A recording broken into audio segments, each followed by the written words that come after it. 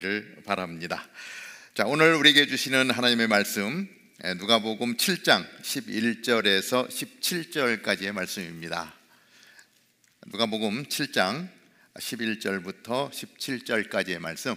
여러분들과 제가 교독해서 봅니다. 제가 11절, 여러분들이 12절 같이 보도록 하겠습니다. 그 후에 예수께서는 곧 나인이라는 마을로 가셨습니다. 제자들과 많은 무리가 예수를 따라갔습니다. 성문 가까이에 이르셨을 때 사람들이 죽은 사람 한 명을 메고 나오고 있었습니다. 죽은 사람은 한 과부의 외아들이었습니다. 그리고 많은 마을 사람들이 그 여인과 함께 상여를 따라오고 있었습니다. 주께서 그 여인을 보고 불쌍히 여기며 말씀하셨습니다. 울지 마라. 그러고는 다가가 관을 만지셨습니다. 관을 메고 가던 사람들이 멈춰서자 예수님께서 말씀하셨습니다. 청년아, 내가 내게 말한다. 일어나거라. 그러자 죽은 사람이 일어나 앉아 말하기 시작했습니다. 예수께서는 그를 그의 어머니에게 돌려보내셨습니다. 그들은 모든 두려움에 가득 차 하나님을 찬양하며 말했습니다. 위대한 예언자가 우리 가운데 나타나셨다. 하나님께서 자기 백성을 돌보다가 읽습니다.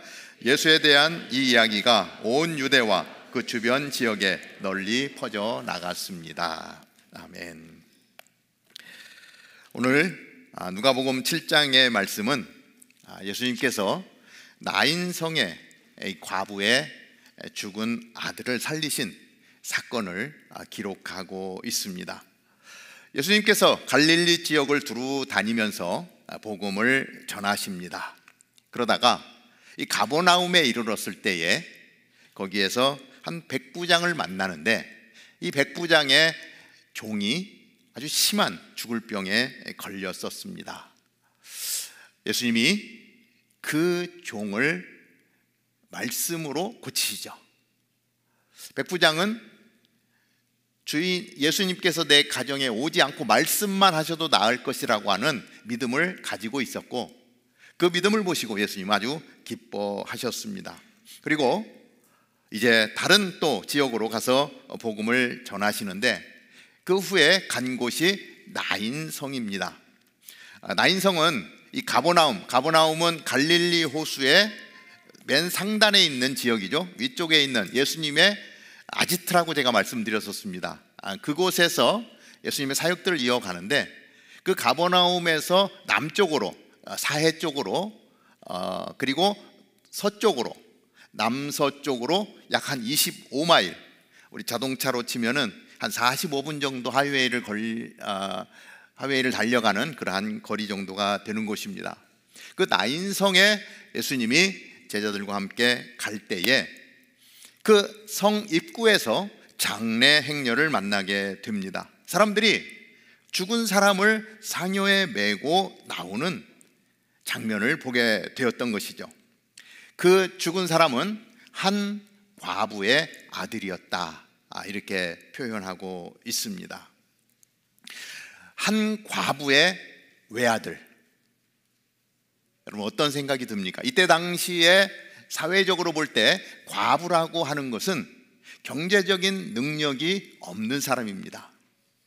이 과부는 아주 삶이 힘들죠. 그런데 거기에 외아들이 하나 있었던 것이죠. 어렵고 힘든 상황 속에서 이 어머니는 아마 아들을 많이 의지했을 것입니다. 아마도 이 어머니의 모든 것일 수 있는 아들이었습니다. 외아들. 그런데 그 외아들이 어떻게 되었다고요?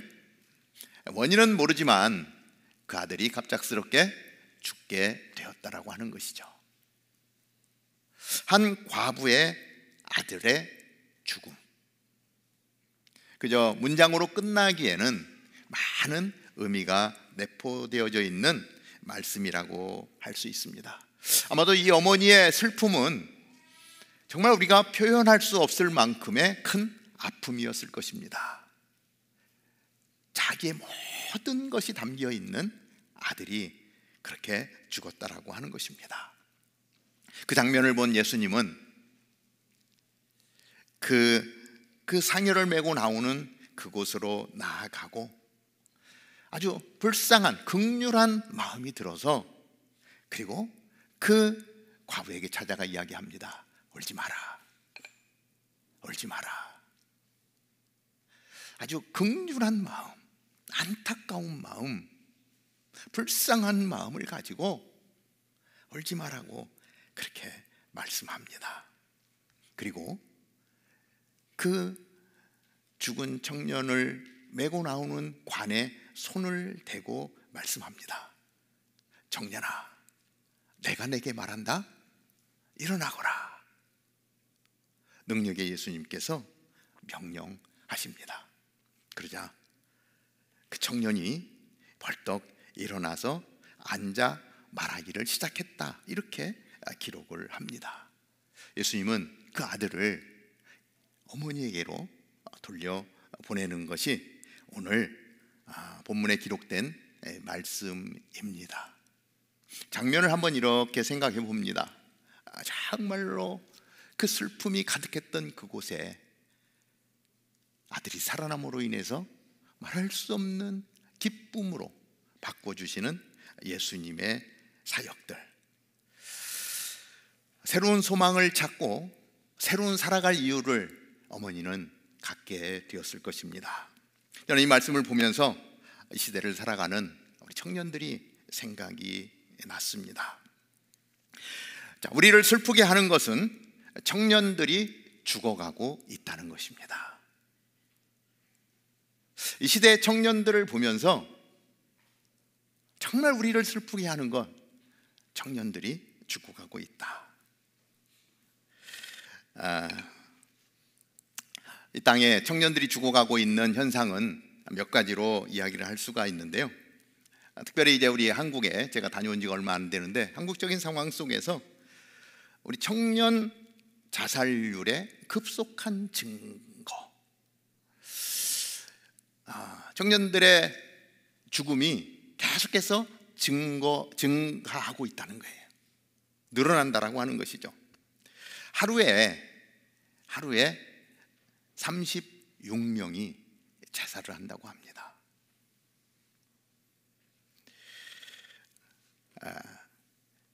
그 중에 20명이 20대, 30대의 젊은 청년들이라고 통계가 나오고 있습니다. 청년 실업률이 계속 늘어나면서 이 자살률도 계속해서 늘어나고 있다는 것이죠. 그리고 한국에 이태백이 계속해서 늘어난다라고 이야기합니다. 여러분 이태백 아시죠? 20대 태반이 백수다. 그래서 이태백이라고 얘기하죠. 아주 슬픈 단어가 아닐 수 없습니다.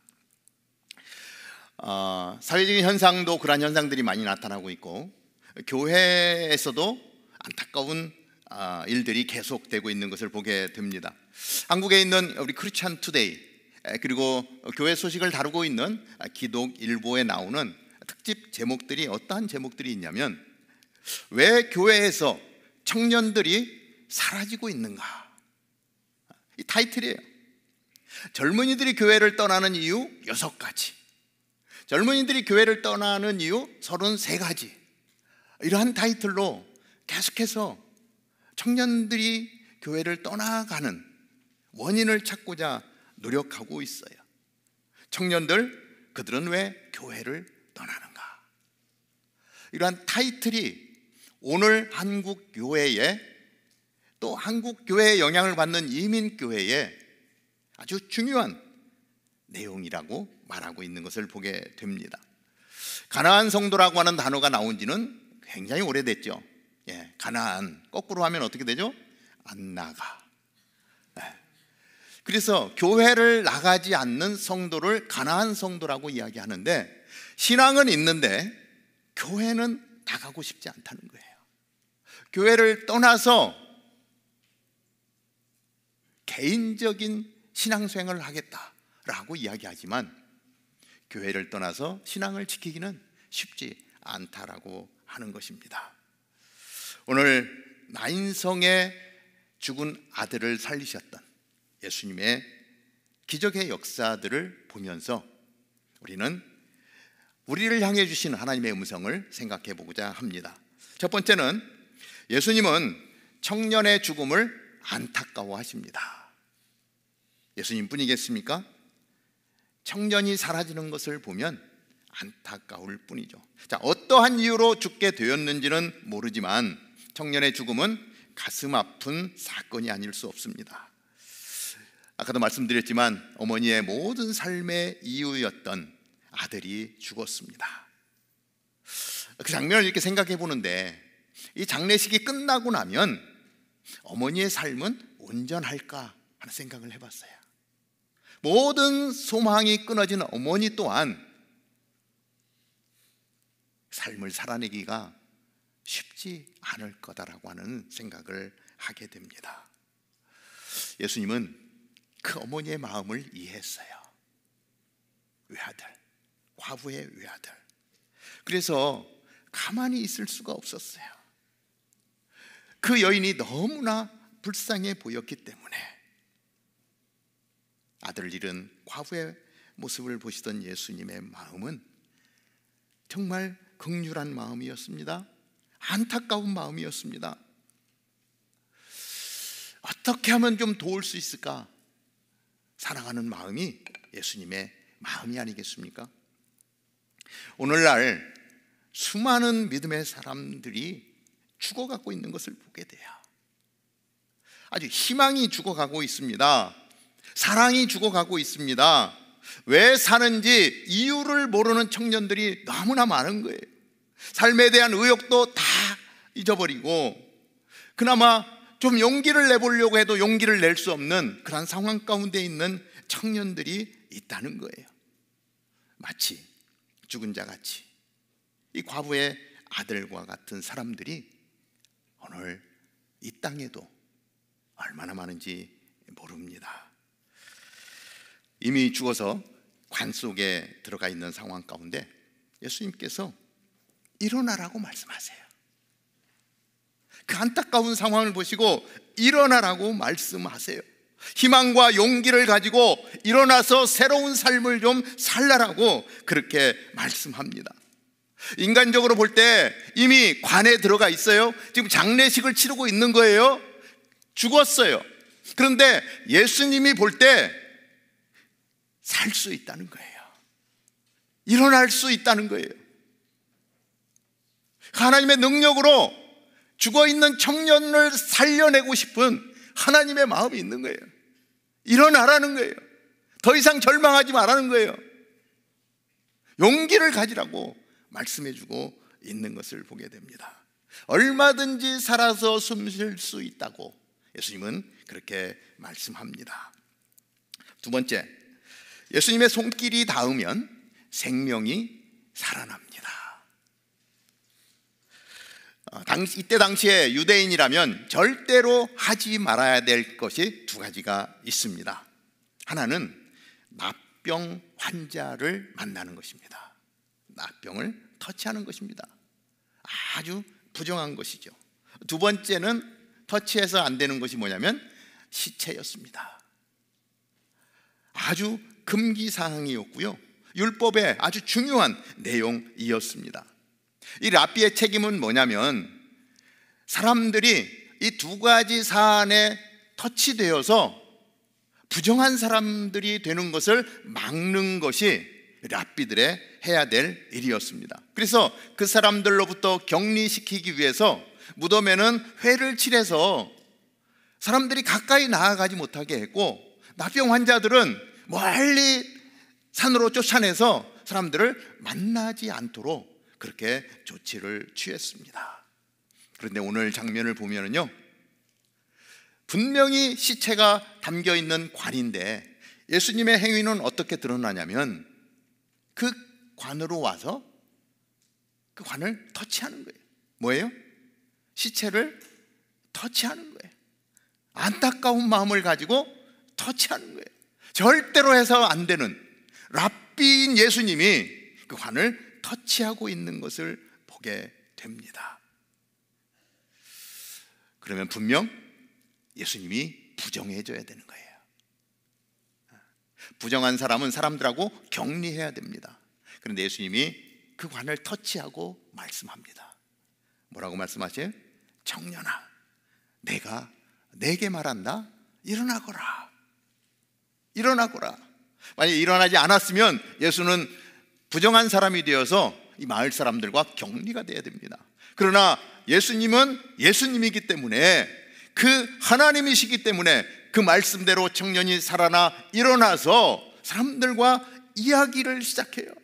기적이 일어나는 것입니다. 예수님이 부정해지는 것이 아니라 죽었던 청년이 살아나서 사람들과 이야기를 하면서 그 기적을 본 사람들은 놀라서 하나님께 영광을 올려드리는 것을 보게 돼요.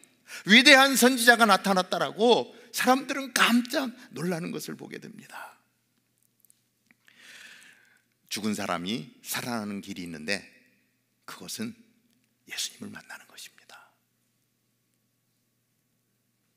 소망도 없고 희망도 없고 살아갈 이유가 없는 사람들이 살아날 수 있는 길은 이 예수님을 만나는 거예요. 우리 생명의 주인이신 예수님을 만나는 것입니다. 예수님을 만나면 희망이 생깁니다. 예수님을 만나면 살아갈 이유가 생깁니다. 예수님을 만나면 해야 될 일들이 너무 많아요. 그것을 해드리고 싶은 마음이 든다는 것입니다. 예수님께서 죽은 청년을 살려냅니다. 그리고 어머니에게로 돌려보내죠. 그래서 예수님을 만나면 우리의 소망도 살아나고, 사업하는 분들이 사업이 망해서 소망이 없어졌을 때 사업도 살아나고, 건강을 잃어서 안타까움 가운데 있을 때 건강도 회복되어지고, 놀라운 기적들이 우리의 삶 가운데 일어난다라고 하는 것입니다.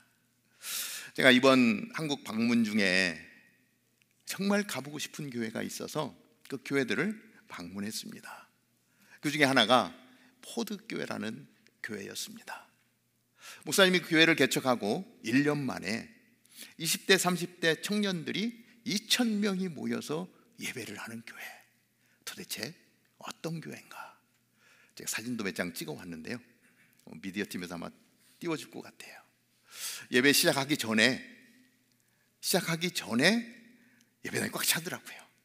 얼마나 일찍 와서 자리를 잡는지. 기도 시간, 그리고 예배 마치고 기도 시간에 저렇게 뜨겁게 손을 들고 찬양하며 기도하는 그런 모습들.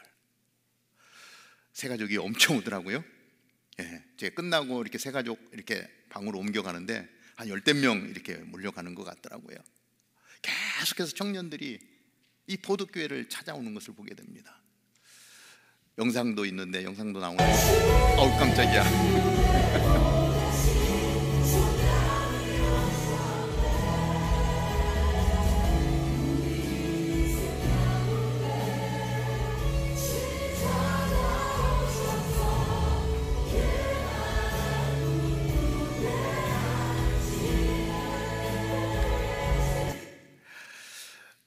설교 끝나고 같이 주여 삼창을 외치는데, 여러분들 같은 동일한 나이잖아요.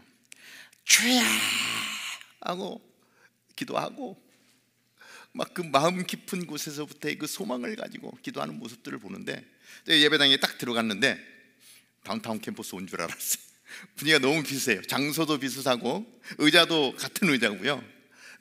이 앉아있는 성도들의 모습도 같고, 청년들이 계속해서 교회를 떠난다라고 언론에서 계속해서 반복적으로 얘기하고 있는 이때에 어디서 이러한 청년들이 몰려오는지 끊임없이 몰려와서 예배하고 찬양하고, 저 교회는요 30분 찬양을 하고요, 그리고 1시간 동안 설교를 하고요, 끝나고 30분 동안 찬양하면서 기도하는데 꽉 2시간을 예배하더라고요.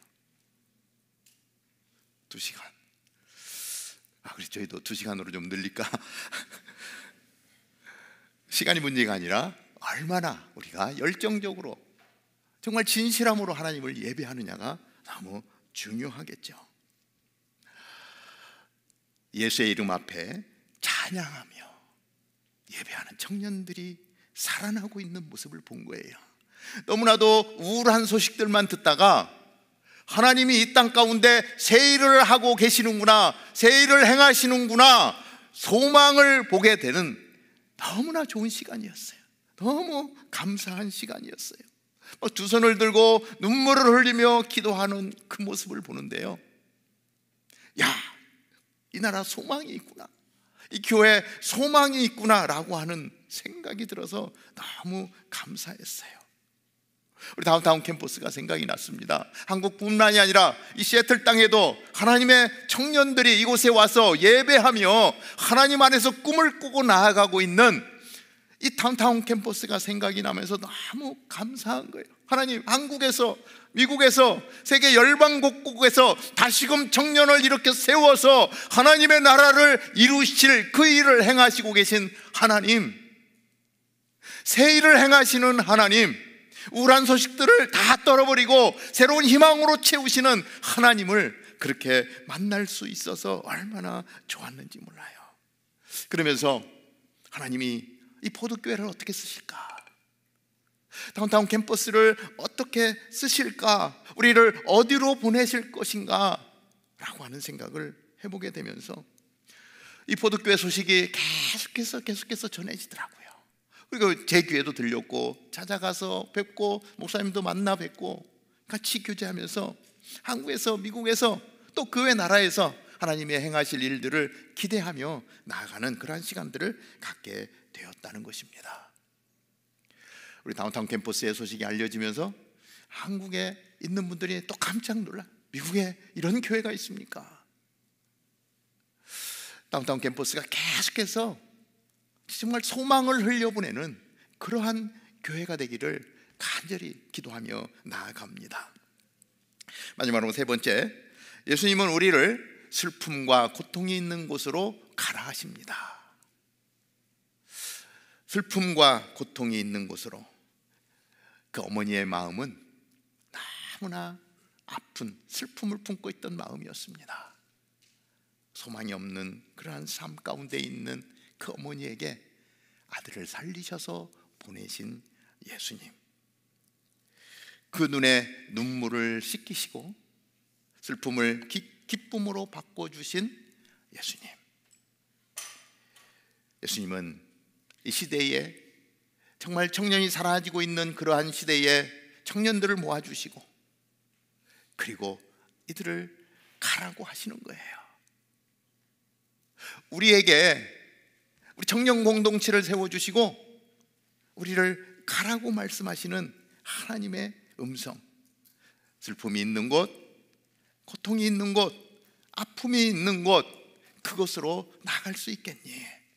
하나님 우리에게 도전을 주십니다. 우리는 특별히 미션 온 이 선교의 한 해를 맞아서 우리는 선교지를 품고 나아갑니다. 아직도 정말 열악한 환경, 아직도 우리가 살고 있는 시대와 비교하면 20년, 30년 전으로 돌아가는 듯한 그러한 나라들을 향해서 가라가십니다. 그래서 우리 지체들이요, 레바논 땅을 향해서 나아갔고, 그곳에 정말 슬픔 가운데 있는 자들의 손을 잡아주고, 그 아픔 가운데 있는 자들을 치료해주고, 그리고 특별히 시리아 난민들, 정말 나라를 떠나서 남의 나라에 와서 아무것도 보장되지 않는 미래가 없는 삶을 살아가는 사람들을 향해서 나아갔고, 그들을 품어주는 시간을 가졌습니다. 우리 인도네시아 팀들이 그 무더운 90도, 100도, 습도 90, 그러한 곳에 가서 그들을 치료하고, 거기서 예배하고, 시간만 되면 하루에 5번씩 음악 소리가 나고요. 음악이 그 이슬람 음악이죠. 그리고 그들의 기도 소리가 계속해서 30분씩 흘러나와요. 그곳에서 우리는 하루를 말씀으로 열고 예배를 열고 기도하며 그 땅을 하나님께 올려드리며 그 땅을 섬겼어요. 이 땅 가운데 예수 그리스도의 생명이 가득할 수 있기를 간구하며, 작은 몸부림 같지만 그 땅에서 예배했던 우리 지체들이 있다는 것입니다. 이제 얼마 안 있으면 9월에는 네팔 땅을 향해서 갑니다. 거의 20여 명의 지체들이 갑니다. 네팔 땅 또한 우리 미국 기준으로 보면 과거로 한 30년 정도 간다라고 생각해야 돼요. 정말 열악합니다. 그 네팔 땅에서도 더 열악한 곳을 찾아가기 때문에 환경적으로 쉽지 않습니다. 그러나 우리는 그곳을 향해서 갑니다. 아픔이 있는 곳, 슬픔이 있는 곳, 복음이 필요한 곳, 생명이 필요한 곳, 우리에게 생명 주신 예수 그리스도의 은혜를 품고 그 땅을 향해서 나아가는 것입니다.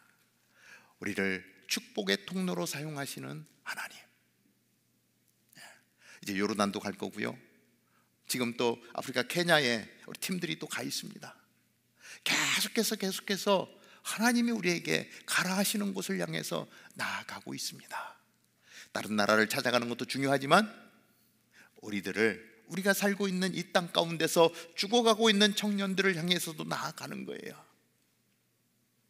정말 소망을 잃어버린, 너무나 풍요롭지만 살아갈 이유를 찾지 못하고 오늘도 생을 마감하고 싶은 그러한 고민 가운데 있는 청년들을 찾아가서 진짜 생명 되신 예수 그리스도, 예수님의 터치가 생명이 된다라고 하는 사실을 같이 나누면서 소망을 갖고 희망을 갖고 새로운 꿈을 갖고 일어설 수 있도록 우리를 보내시는 하나님의 음성을 듣고 나아갈 때에 여러분들을 통해서, 그 터치를 통해서 놀라운 기적의 역사가 일어나게 될 줄로 믿습니다. 청년이 살아나자 사람들이 너무 놀라는 거예요. 위대한 예언자가 우리 가운데 나타나셨다. 하나님께서 자기 백성을 돌봐주셨다. 하나님은 오늘도 한 영혼을 품고 계시고요, 그들의 그 하나님의 사랑을 드러내기 위해서 우리를 사용하신다는 거예요.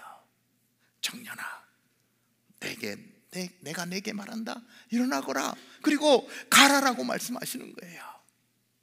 우리가 할 수 있는 한 우리는 배추추수를 향해서도 나아갈 것이고요, 열방을 향해서 계속해서 우리는 슬픔과 아픔과 눈물이 있는 그곳을 향해서 나아가게 될 것입니다. 우리는 체육대회를 통해서 우리의 마음을 모으고 하나됨을 이루면서 우리에게 주신 꿈을 붙들고 나아가는 거룩한 믿음의 살기를 원하고 열방 가운데 생명의 복음을 전하는 하나님의 사람으로 설 수 있게 되기를 주님의 이름으로 축복합니다. 기도하겠습니다.